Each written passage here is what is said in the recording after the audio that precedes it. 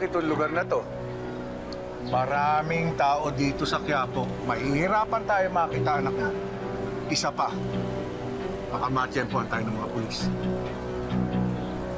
Meron tayong pupuntahan isang lugar. Saan nakatira yung babaeng pinag-iwanan ko ng lahi ko. Doon malalaman natin kung nasaan ang anak ko. Yeah.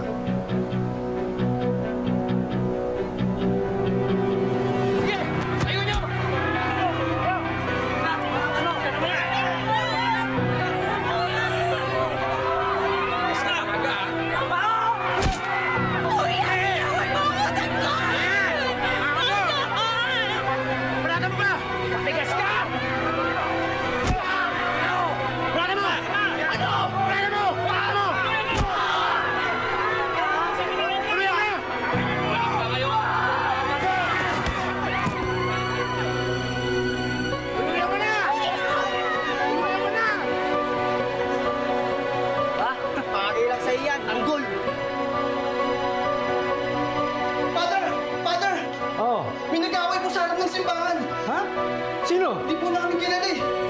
Halika, puntahan natin.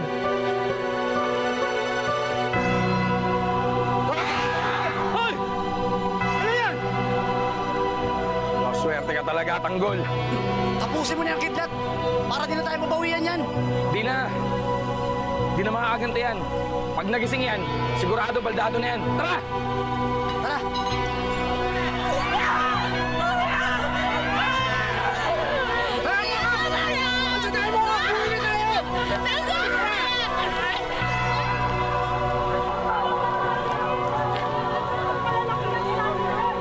Tanggol yan ah!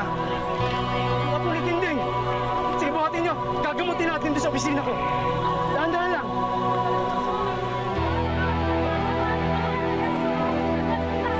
Dahan. Dahan-dahan lang. Dahan-dahan.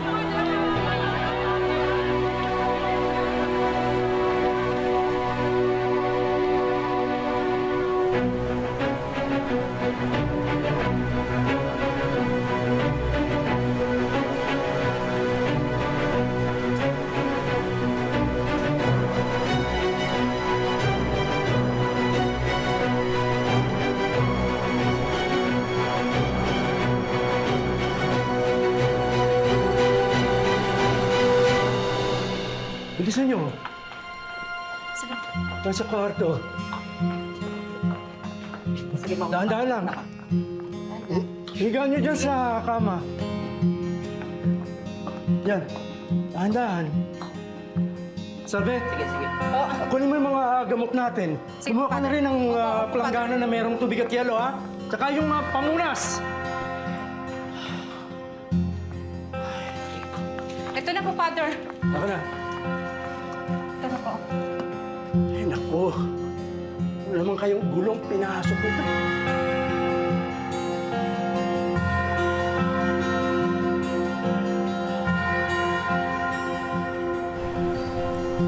Sabihin mo. Salamat. Dinding, hindi ako mapakali.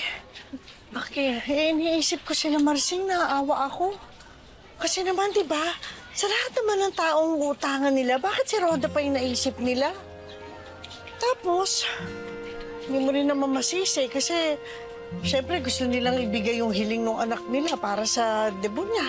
Eh, ang problema nga, ang nilapitan nila, yung may pagkasademonyong Rhoda na yan, para na nilang sinanla ang kanilang kaluluwa doon. Naku, sana naman masolusyonan nila yan para matapos na yung mga problema nila. Kung pwede lang natin tulungan, ano? Kaso wala eh. Kapos din tayo eh. Oo nga eh. Pero alam mo, Marites, kahit na nagkakatampuhan tayong mga pamilya ngayon, mahaba rin naman ang pinagsamahan natin sa kanila. Marami rin namang mabuting nagawa si Marsing para sa atin. Ay, totoo yan. Tsaka diba, kahit naman ganito tayo, ganito nangyayari, sa huli, sino pa bang magtutulungan kung di tayo-tayo rin, diba? Hindi na tayo! Bitawan mo ako! Bitawan mo ako! Ano ba? Ba? Ayoko nga eh! Kasi tanggol! Ibig mo na Ito si Tanggol, no? Tanggol! Puro ka Tanggol! Ano ba? Hindi ka puro ka Tanggol! Bakit na tayo? Hoy! Nakatawa mo! Sarado ka! Si Tanggol! Bitaw! Hoy! Bakit na tayo? Mama na yan! Takot-takot mo! Ano ka ba? Puro ka takot siya! Bakit tayo sa bahay? Ano ka taka? Ano ba? Itawan mo nga ako, kuya! Sabi ko na eh! Bumuha dyan!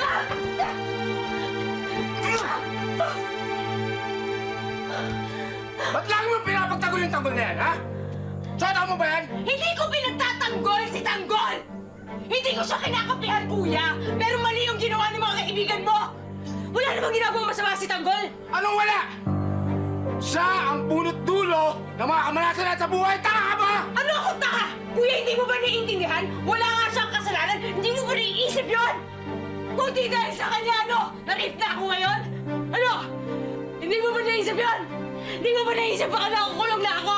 Yan! Taka ka kasi!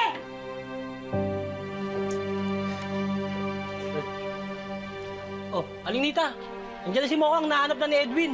Andun sa taas, nag-aaway. Ha?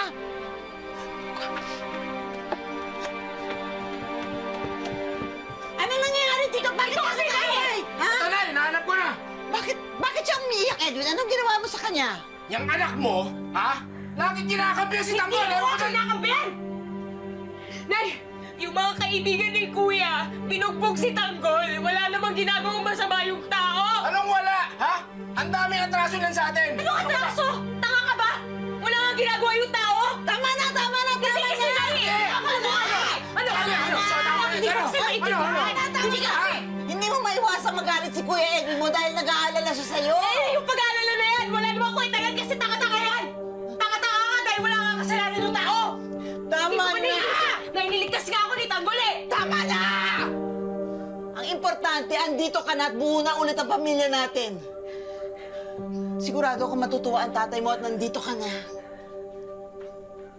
Pre, dito ba nakatara si Mang Marsing? Oo, dito. Kasi andyan si Alinita.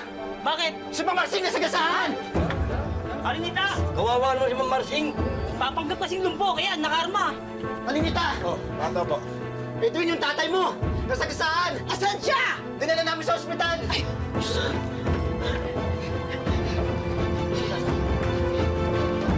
Edwin! Nasa gasahan na si Mang Marsing! Edwin, ano nangyari? Si tatay na sa gasahan.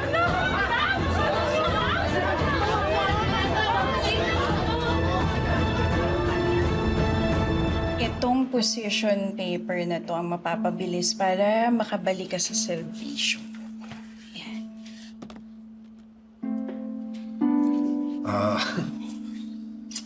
Lena, ano kayang pwedeng ilagay dito sa position paper? Okay. Ilagay mo dyan yung depensa mo kung bakit mo kailangan bumalik agad sa serbisyo saka para matapos na yung suspension mo. Saka ilagay mo dyan na kahit kailan, hindi mo inabuso yung posisyon mo bilang pulis. At ni isa, kahit isa walang nagreklamo laban sa'yo. Maganda. Ano pang pwede natin idagdag? Yung credentials mo. Saka, di ba may mga awards ka? Yung mga awards mo, ilagay mo dyan. Kasi kailangan ipakita mo sa taas na karapat dapat kang bumalik na sa serbisyo mo. Rigor, tatandaan mo. Kaya nga ako hangang-hanga sa'yo eh. Kasi ikaw yung nakikita ko na pinakamagaling, pinakamatapang, pinakamaprinsipyo at isang puwaran na pulis sa presinto natin.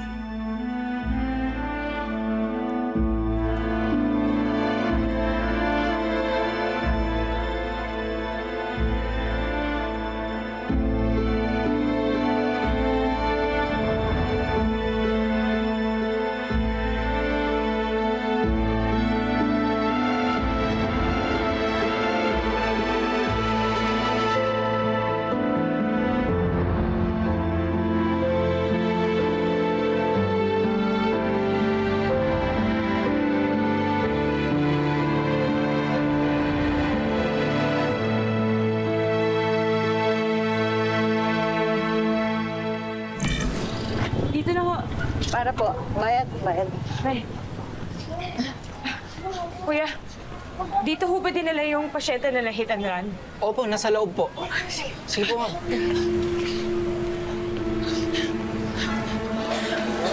Dr. Martinez, please proceed to the ER now. Dr. Martinez, please. Excuse me ho. Si Mr. Di Makulangan ho.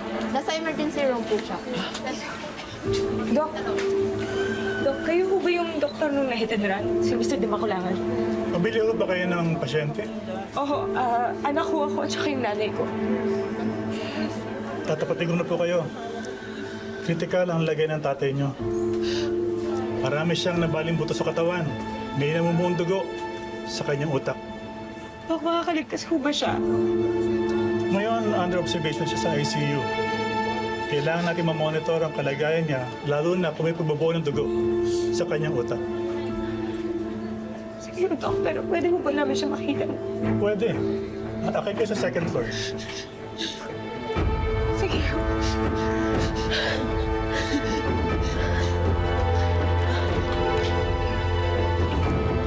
Asan ho yung ICU? Nandun po sa dulo sa may kaliwa.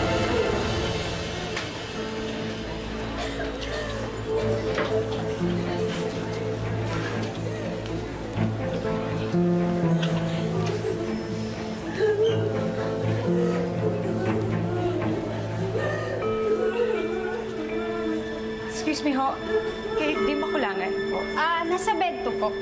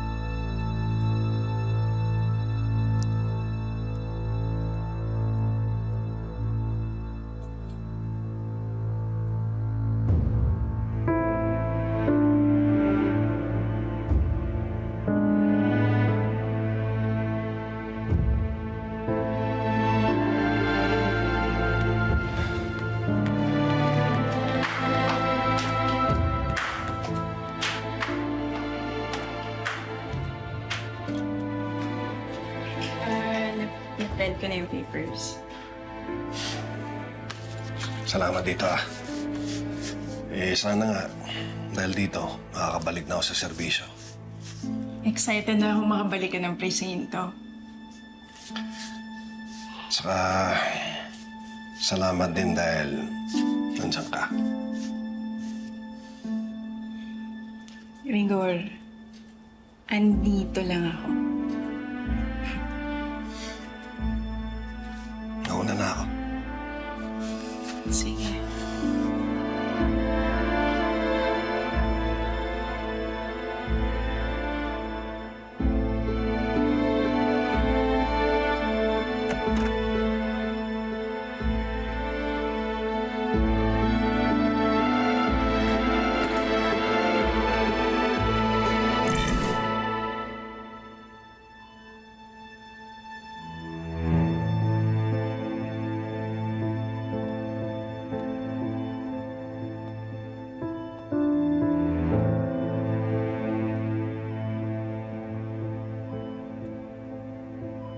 Tay.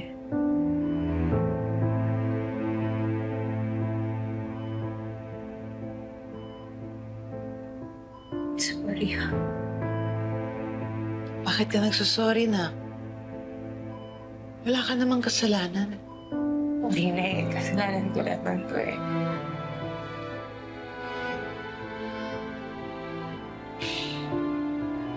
Kung hindi ako nag-ambisyong mag-debut,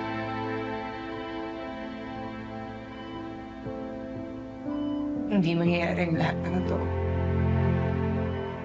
Ano yan dahil lang Dahil lang sa debo na yan.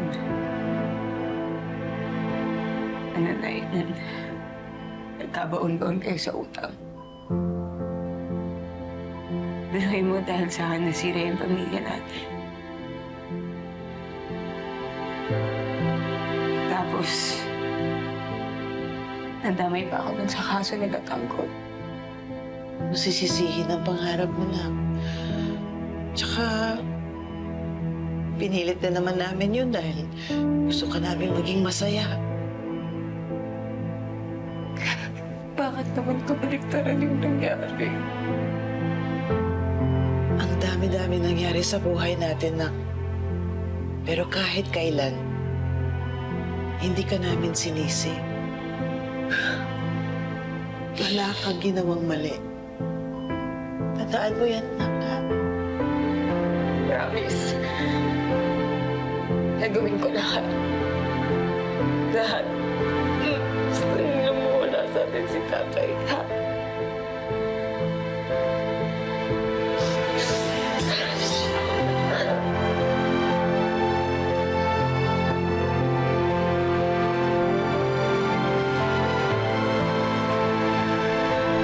Naka 1 million na po yung patient. Ito po yung resibo. Akin. Ano po yun? Yung bill ho ni Mr. Dumakulangan. Ito po, ma'am.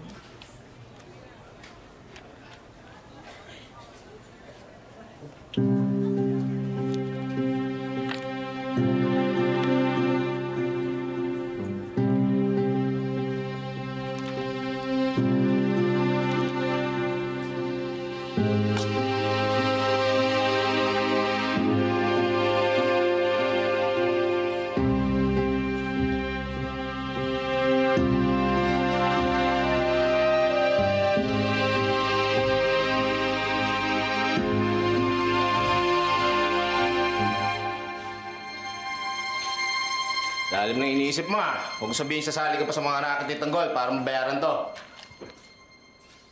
Nag-iisip ako kung meron akong pwedeng ibenta.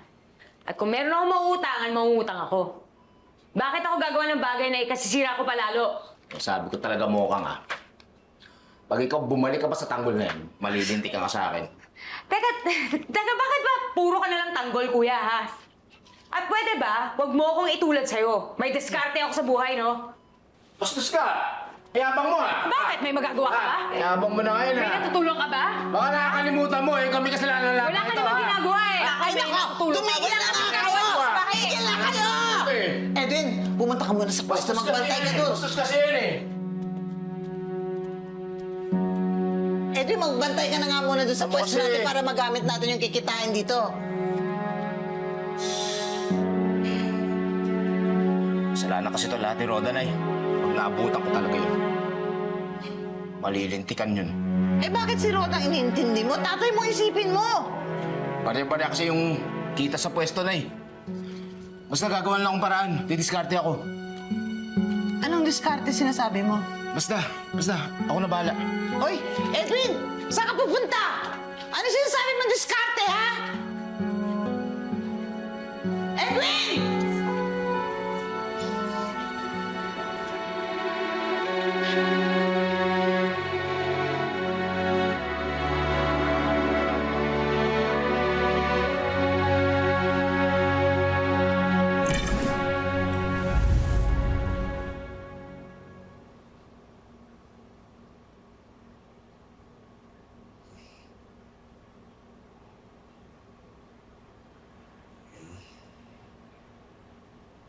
Tanggol, magpahinga ka pa.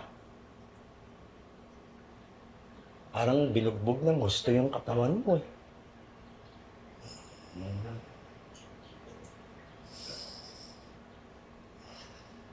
Father Ruben.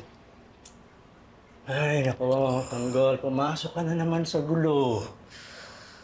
O, mag-aalala na naman sa'yo ang lola Tinding mo at ang lola Noy mo. Sino ba yung mga bumugbog sa'yo?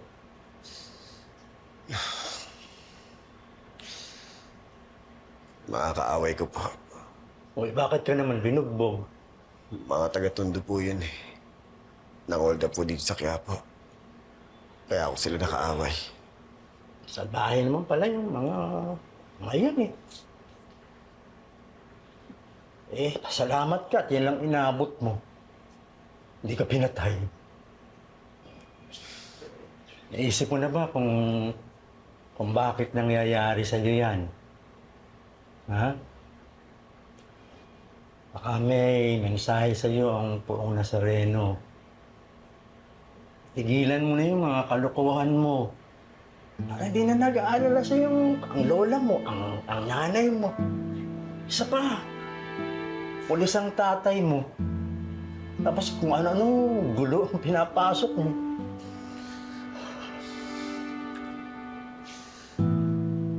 Alam ko naman po yan, Father Ruben. Naiiyan na rin po ako sa ginagawa ko eh. Alam ko marami na rin po akong nagawang mali sa kapwa ko. Kaya alam niyo naman ang kalakaran dito sa Quiapo. Kinakailangan yung lumaban para ka mabuhay. Tanggol, hindi sapat na dahilan yan. Lahat tayo mayroong pagkakataon para pumili ng kung ano ang tama at mabuti para sa ating kapwa. Yan din naman po sinasabi sa akin lagi ng Lole. Alam mo, kung mas mabigat pa yung papasukin mo, baka hindi ka na makalabas. Father, sinusubukan ko na naman po sana magbago eh. Kaya lang po, napakahirap po talaga. Alam ko, araw-araw tayong sinusubukan ng Diyos para labanan ang kanyang mga pagsubok. Pero ang Diyos lamang ang ating makakapitan. Kaya mo yan.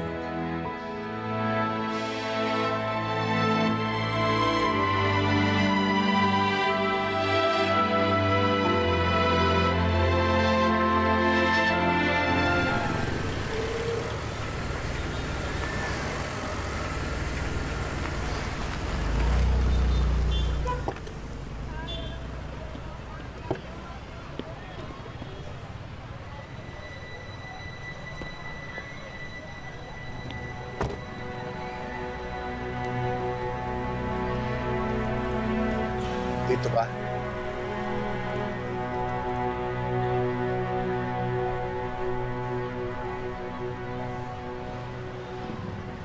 Yung lugar na ayaw ko nang balikan.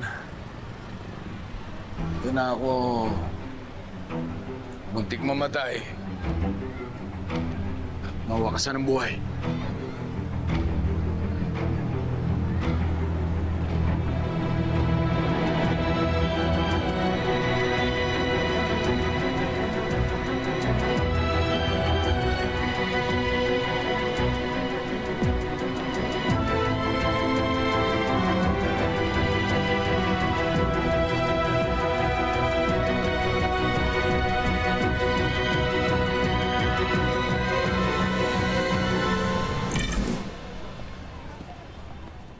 Tanggol, talaga bang kaya mo na? Pwede ka namang manatili dito sa simbahan at dito ka magpalipas ng gabi. Maraming salamat na lang po, Father Ruben. Huwag ko kayo mag-alala, kaya ko na po. Baka nariyan pa sa labas yung mga bumugbog sa'yo eh. Baka inaabangan ka. Wala na po siguro yung mga yun. O sige, kung talagang hindi kita mapipigilan at kung talagang kaya mo na, basta mag-ingat ka. Saka, kung sakaling kakailanganin ng tulong ko, pumunta ka lang dito. Ha? Isa pa, dalas-dalasan mo naman ang pagdarasal sa Poong Nazareno at ang pagbisita dito sa tahanan niya. Opo. Maraming salamat po ulit, Father Ruben. Tutuloy na po ako. Mag-ingat ka. Salamat po.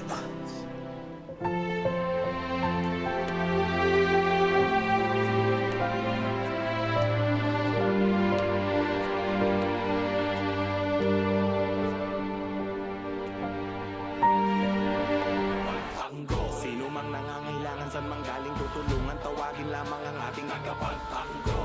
sa mga ganit at sinungaling umanda pagkat nandito na ang ating tagapagtanggol. Sino mang nangangailangan sa manggaling tutulungan tawa.